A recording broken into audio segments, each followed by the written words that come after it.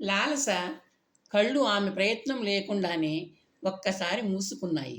సొరంగ మార్గాన్ని ఆవరించిన కాటుకలాంటి కటిక చీకటిలోంచి తెల్లటి కాంతిలోకి ప్రవేశించింది ఆమె. చెమట బిందువులతో తడిసిన శరీరాన్ని సున్నితంగా స్పృశిస్తూ చల్లదనాన్ని అందిస్తోంది గాలి. లాలస నడబావి మెట్ల మీద నిల్చొని తల పైకెత్తి చూసింది. ఆకాశంలో చంద్రుడు వెన్నముద్దలా వెలిగిపోతున్నాడు. తనకు దిశానిర్దేశం చేస్తున్నాడు. కురంగి సూచన మేరకు తను దక్షిణం వైపు వెళ్ళాలి. లాలస మెట్లన్నీ ఎక్కి బావిపై మెట్టు మీద నిల్చుని చుట్టూ చూసింది. చెట్ల చాటు నుండి పొదల మాటు నుండి స్త్రీ పురుషుల నవ్వులు వినిపిస్తున్నాయి. ప్రేయసి ప్రియులు. లాలస కళ్ళు కొంచెం ఆశ్చర్యంతో విచ్చుకున్నాయి. తాను వెళ్లాల్సిన దక్షిణ ద్వారం వైపు నుండి తెల్లటి చీర ధరించిన యువతి వస్తోంది. శ్వేతాభిసారిక. వెన్నెల రాత్రుల్లో ప్రియుడి కోసం సంకేత స్థలానికి వచ్చే నాయిక శ్వేతాంబరాలు ధరిస్తుంది. వెన్నెల వెలుగులో కలిసిపోవడానికి చీకటి రాత్రులలో నల్లటి వస్త్రాలు ధరించి సంకేత స్థలానికి వస్తుంది. ఆమె నీలాభిసారిక. తనకు తెలుసు, తను ధరించిన వస్త్రాలు తెల్లవి కావు, నల్లవి కావు. లాలస ఆలోచనలకు స్వస్తి చెప్పి దక్షిణం వైపున్న శిలాతోరణం వైపు చప్పుడు కాకుండా నడవసాగింది. తనకు ఎవరూ ఎదురు కాకూడదని, సంకేత స్థలానికి వచ్చిన అభిసారికగా తనను అపార్థం చేసుకోకూడదని లోపలే ప్రార్థించుకుంటూ పొదల చాటుగా ప్రయాణం సాగించింది. దక్షిణ ద్వారాన్ని దాటిన లాలస ముందు మెలికలు తిరుగుతూ ఏటో వెళ్తున్న సన్నటి కాలిబాట ప్రత్యక్షమైంది. ఆ దారి తనను ఎక్కడికి చేర్చుతుందో తెలియదు. తెలియకపోయినా ఇబ్బంది ఏం లేదు. తనకు అవసరమైంది ఒక్కటే, ఇక్కడి నుండి, ఈ నగరం నుండి వెళ్ళిపోవాలి, సుదూరంగా, ఎక్కడికైనా సరే. లాలస చప్పుడు చేయకుండా కాలిబాట వెంట వేగంగా నడవసాగింది. చెట్ల క్రింద దుబ్బల మధ్య మెలికలు తిరుగుతూ వెలుగు చీకటితో జోబూచులాడుతూ సాగుతోంది కాలిబాట. ఎక్కడో చెట్ల గుబుర్లోంచి 2 గుడ్లగూబలు వంతులు వేసుకుని కూస్తున్నాయి. నిద్ర పట్టని ఏవో పక్షుల రెక్కల చప్పుళ్ళు చేస్తున్నాయి. లాలస త్వరగా అడుగులు వేస్తోంది. జీవితంలో మొట్టమొదటిసారిగా ఒంటరిగా ప్రయాణం చేస్తోంది తను. నిజం చెప్పుకోవాలంటే అర్ధరాత్రి వేళ పారిపోతోంది తను. ఏదో అర్థం కాని భయం లాలసను వెన్నంటి తరుముతోంది. ఏదో ఆశ ఆమెను ముందుకు లాగుతోంది. క్షణాలు గడుస్తున్నాయి. అడుగులు ఆమెను ముందుకు ఎక్కడికో తీసుకెళ్తున్నాయి. చాలాసేపు పొదల మధ్య చెట్ల క్రింద సాగిన ఆమె పలాయనం ఉన్నట్టుండి ఇరుకు వీధిలోకి వచ్చేర్చింది. సన్నటి వీధికి ఇరువైపులా గుడిసెలు, చిన్న చిన్న మిద్దెలు ఉన్నాయి. ఇళ్ల ముందు నుంచి, ఇళ్ల వెనుక భాగాల నుంచి కుక్కలు మొరుగుతున్నాయి. వాటి అరుపుల్ని నిర్లక్ష్యం చేస్తూ లాలస నెమ్మదిగా నడవసాగింది. పరుగు తీస్తే కుక్కలు వెంటబడతాయని ఆమెకు తెలుసు. అంతేకాదు, మురిగే కుక్కలు కరవవు అని కూడా ఆమెకు తెలుసు. తన తండ్రి, మహామంత్రి మాట్లాడుకునే సందర్భాలలో సామెతలాంటి ఆ మాటను తను చాలాసార్లే విని ఉంది. లాలస ప్రయాణం ఇరుకుగా ఉన్న ఉపవీధుల గుండా చాలాసేపు సాగుతూనే ఉంది. అలవాటు లేని నడకతో ఆమె శరీరం మీద చెమటలు కమ్ముకున్నాయి. లాలస తలెత్తి ఆకాశంలోకి చూసింది. పైకి ఎగబ్రాకిన చంద్రుడు ఆమె ప్రయాణం ప్రారంభించి చాలాసేపే అయిందని మౌనంగా చెబుతున్నాడు. ఉన్నట్టుండి తను అనుసరిస్తున్న ఉపవీధి కాలువ నదిలో కలుస్తున్నట్లు విశాలమైన వీధిలో కలిసిపోయింది. విశాలంగా ఉన్న వీధికి ఇరువైపులా ఎత్తైన భవనాలు ఉన్నాయి. ఎవరో వేణువు వాయిస్తున్నారు. ప్రధాన వీధిలో తను దక్షిణం వైపు ప్రయాణించాలి. మృదంగం ధ్వనిలా ఏదో వినవస్తోంది. గుర్రపు డెక్కల చప్పుడు ప్రధాన వీధి గుండా దగ్గరవుతూ స్పష్టంగా వినవస్తున్న గుర్రపు డెక్కల చప్పుడుతో పోటీ పడుతూ లాలస గుండె కొట్టుకుంటోంది. లాలస అప్రయత్నంగా ఉపవీధిలోకి జారుకుంది. పక్కనే ఉన్న చిన్న అరుగుచాటును దాక్కుంది. గుర్రం మీద వస్తున్నది ఎవరో తనకు తెలియదు. ఎవరు వచ్చినా తనకు ప్రమాదమే అన్న భయం ఎందుకో ఆమె సర్వస్వాన్ని ఆవరించింది. ఉన్నట్టుండి మృదంగం ధ్వని ఆగింది. వేణునాదం కొనసాగుతూనే ఉంది. ఏయ్, ఎవరిదో కంఠం అధికారం ధ్వనించింది ఆ కంఠంలో. వేణునాదం వినిపిస్తూనే ఉంది. ఏయ్, నిన్నే, ఆపు నీ సంగీతం. వేణునాదం నిశ్శబ్దంలో లయించిపోయింది. ఏమిటి బొబ్బలెడుతున్నావు? బొంగురు కంఠం అడిగింది. ఇప్పటి నుంచి ఎవరైనా ఇట్నుంచి ఎవరైనా పిల్ల వెళ్ళిందా? లాలస ఉలిక్కి పడింది. తన కోసమేనా? తను తప్పించుకున్నట్టు తెలుసుకున్నారా మందిరంలో? బొంగురు కంఠం నిర్లక్ష్యంగా నవ్వింది. పిల్ల పిల్ల వస్తే వెళ్ళనిస్తానా? రేపల్లెలో కృష్ణయ్య గోపికల కోసం ఊదినట్టు పిల్లల గోవి ఊదుతూనే ఉన్నాగా. చిన్నగా సమాధానం చెప్పు. ఎవరైనా యువతి ఈ వీధిలో వెళ్ళిందా? లాలస చెవులు రిక్కించింది. అది తను విన్న కంఠంలాగే ఉంది. ఎవరు? ఉలూకుడా? అర్ధరాత్రి ఆడపిల్లల వేట మానేసి లక్షణంగా పెళ్లి చేసుకోకూడదు? పిల్లనగ్రోవి వ్యక్తి గొల్లును నవ్వి నవ్వు ఆపి తన వేణునాదాన్ని పునఃప్రారంభించాడు. మృదంగధ్వనిలా రెక్కల చప్పుడు మళ్ళీ ప్రారంభమైంది. లాలస గుండె దడదడ కొట్టుకుంటూ. ఉలూకుడు తను తప్పించుకున్న విషయం తెలిసిపోయింది. ఉలూకుడు అన్వేషణ ప్రారంభించాడు. ఉలూకుడు ఎవరో తనకు తెలుసు. లాలస కంగారుగా లేచి వెనుదిరిగి ఉపవీధి గుండా పరుగు ప్రారంభించింది. వీధి కుక్కలు మరగడం ప్రారంభించాయి. డెక్కల చప్పుడు ఆగింది. 2 క్షణాల్లో మళ్ళీ ఆ చప్పుడు ఆమె చెవుల్ని తాకింది. పరుగు ఆపకుండానే లాలస తల తిప్పి చూసింది. నల్లగుర్రం తను పరుగెడుతున్న ఉపవీధిలోకి మళ్ళీ పరుగెత్తుకు వస్తోంది. కుక్కల అరుపులు తన ఉనికిని ఉలూకుడికి తెలియజేసినట్టున్నాయి. వెంటాడుతూ తరుముకొస్తున్న డెక్కల చప్పుడును వింటూ లాలస 2 గుడిసెల మధ్య ఇరుకు సందులో దూరింది. గుర్రం ప్రయాణం చేయలేని మార్గంలో పరుగెడితే గాని తను తప్పించుకోలేదు. వెన్నెల వెలుగులో పరుగెడుతున్న లాలస ముందు ఎత్తుగా ఉన్న మొండిగోడ ప్రత్యక్షమైంది. దాని దగ్గరగా మెట్టులాగా ఉపయోగించడానికి ఒక రాయి పెట్టబడి ఉంది. లాలస వగరుస్తూ రాతి మీద పాదం మోపి చేతులతో గోడ పైభాగాన్ని పట్టుకుంది. భయం ఆమెకు సహాయం చేసింది. లాలస వణుకుతున్న శరీరాన్ని అవలీలగా గోడపైకి చేర్చింది. డెక్కల చప్పుడు దగ్గరవుతూ హెచ్చరించింది. లాలస గోడవతలికి దూకేసింది. క్షణంలో శక్తిని కూడా తీసుకుని ఎదురుగా ఉన్న 2 చిన్న ఇళ్ల మధ్య పరుగు తీసింది. వెనుక వైపు గోడ దగ్గరగా ధబ్బమన్న చప్పుడైంది. గుర్రం శకిలించింది. ఉలూకుడు ఒకసారి మూలిగి గుర్రాన్ని తిట్టడం ప్రారంభించాడు.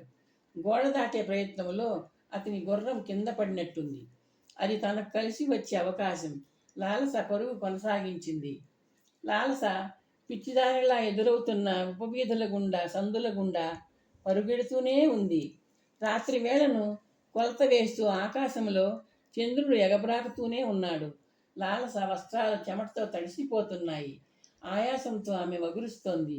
ఇంకా అట్టే దూరం పరిగెట్టే శక్తి తన శరీరంలో లేదనిపిస్తోంది ఆమెకు. శారీరకమైన బలహీనత మానసికంగా ఆమె భయాన్ని హెచ్చవేత వేస్తోంది. తనను వెంటాడుతున్న వ్యక్తి చేసే చప్పుళ్ళు వినడానికి ఆమె చెవులు దిక్కించింది.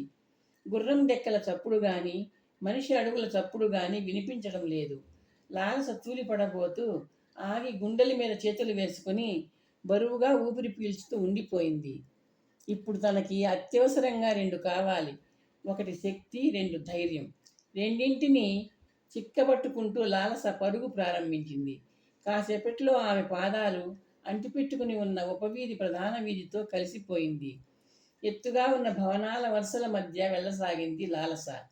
అలసట కాసేపట్లో ఆమె పరుగును నడకగా మార్చివేసింది. అప్రయత్నంగా వెనుకకు తిరిగి చూస్తూ చెమట తుడుచుకుంటూ వీధి పొడవునా దృష్టి సారించింది. కొంచెం దూరంలో ఎవరో నడుస్తూ వెళ్తున్నారు. ఆ వ్యక్తి నడకలో తొందరపాటు లేదు. ఎత్తుగా బలంగా ఔపిస్తున్న శరీరం అతను. ఉలూకుడు కాదు అని చెప్తోంది ఆమెకు. లాలస అప్రయత్నంగా తన నడక వేగం పెంచింది. శరీరం తూలుతోంది. కళ్ళు తిరుగుతున్నట్టు అనిపిస్తోంది. కొన్ని క్షణాల్లో ఆమె ముందు నడుస్తున్న వ్యక్తిని సమీపించింది. మెత్తటి అడుగుల చప్పుడు విని ఆ వ్యక్తి ఆగి తిరిగి చూశాడు. లాలస రొప్పుతూ అతని దగ్గరగా ఆగింది. ఆరిపోయిన ఆమె పెదవులు కదిలాయి. కాపాడండి, ఎవరో దుర్మార్గుడు నన్ను వెంటాడుతున్నాడు. నన్ను మాటని పూర్తి చేయకుండా తన మీదకి వాలిపోతున్న యువతిని ఆ వ్యక్తి చేతులు పట్టుకున్నాయి. వేగంగా పరిగెడుతున్న గుర్రం టెక్కల చప్పుడు అతని వైపు దూసుకు వస్తోంది. వెన్నెల వెలుగులో ఆమె ముఖాన్ని ఒకసారి చూసి ఆ వ్యక్తి ఆమెను 2 చేతులతో ఎత్తుకున్నాడు. కొంచెం దూరం వెళ్ళి ఒక ద్వారం దాటి ఇంటి ఆవరణలోని ప్రవేశించాడు. డెక్కల చప్పుడు దగ్గరవుతోంది. ఆ వ్యక్తి లాలసను ప్రహరీ గోడవారగా నేల మీద పడుకోబెట్టాడు. చకచకా నడుస్తూ ప్రధాన ద్వారం దాటి వీధిలోకి ప్రవేశించి ద్వారం నుండి దూరంగా మెల్లగా నడుస్తూ వెళ్ళసాగాడు. నల్లటి గుర్రం వేగం తగ్గుతూ వచ్చి అతని దగ్గరగా ఆగింది. తల ఎత్తి అశ్వికుడి వైపు చూశాడతను. ఒక యువతి ఇటువైపు పరిగెత్తుకుంటూ వచ్చింది. చూశావా? అశ్వికుడు ఉలూకుడు ప్రశ్నించాడు. ఎవరామె? అపరాధి. చెరసాలలోంచి పారిపోయి ఇటు వచ్చింది. నువ్వు చూశావా? చూశాను, ఆ వ్యక్తి అన్నాడు. ఎక్కడుంది? ఎక్కడుందో తెలియదు. కుడివైపు అదిగో దూరంలో కనిపిస్తుండగా ఉపవీధి, అందులోకి తిరగడం చూశాను. ఉలూకుడు క్షణం ఆలస్యం చేయకుండా ఆ వ్యక్తి చూపించిన ఉపవీధి వైపు అశ్వాన్ని పరిగెత్తించాడు. అశ్వం ఉపవీధిలోకి తిరిగి అదృశ్యమయ్యాక ఆ వ్యక్తి తిరిగి ప్రహరీ మధ్య ఉన్న ప్రవేశం ద్వారం వైపు వేగంగా నడిచాడు. స్త్రీల విషయంలో, వివాహ విషయంలో ప్రాణహాని, ధనహాని, మానహాని సంభవించే సందర్భాలలో భయపడిన గోవులను, బ్రాహ్మణులను రక్షించే సందర్భాలలో అసత్యం పలకవచ్చు. బలిచక్రవర్తికి శుక్రాచార్యుల వారు చెప్పిన ధర్మసూక్ష్మం గుర్తుకు వచ్చింది అతనికి. తను అబద్ధమాడాడు, తప్పలేదు, తప్పు లేదు. ఆ వ్యక్తి గోడ దగ్గరగా వెళ్ళి యువతి వైపు చూశాడు. ఆమెలో చలనం లేదు. క్రిందికి వంగి 2 చేతులతో పసిపాపను ఎత్తుకున్నాడు. ఆవరణలో దూరంగా ఉన్న ఇంటి వైపు నడవసాగాడు. ఆ వ్యక్తి మెట్లెక్కి మొదటి అంతస్తులో ఉన్న కక్షల వైపు ఆమెను మోసుకెళ్ళాడు. చివర ఉన్న కక్ష తలుపును పాదంతో లోపలికి తోశాడు. ప్రమిదలో జ్యోతి వెలుగుతూనే ఉంది. అతను ఆమెను మంచం మీద వెళ్ళకిలా పడుకోబెట్టాడు. దూరంలో ఉన్న జ్యోతిని తీసుకొని మంచం దగ్గరగా వచ్చాడు.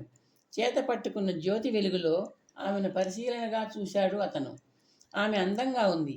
ఆమె అందంలో ఎంతో అలసట అందంగా ఉంది. అతను వాతాయనం ముందు కూర్చుని ఆదమరిచి నిద్రపోతున్న ఆ యువతనే చూస్తున్నాడు. తన మంచం మీద ఆమెను పడుకోబెట్టాడు. తాను నేల మీద పడుకోవాలి.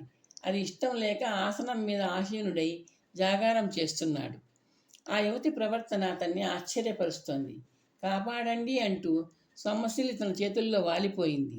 అంతే, నిద్ర ఆమెను మత్తుల్లా కమ్ముకుంది. భయాందోళనతో పారిపోతూ వచ్చిన ఆమె ఇక్కడ నిర్భయంగా నిద్రిస్తోంది. ఆమె మరో ప్రమాదాన్ని శంకించే స్థితిలో లేదు. అందుకు కారణం తనకు తెలుస్తూనే ఉంది. మితిమీరిన అలసట ఆమె శరీరాన్ని తన ప్రభావంతో ఉంచుకున్న విపరీతమైన నిస్త్రాణ. ఆమె ఏదో మహాసాహసం చేసినట్టుంది.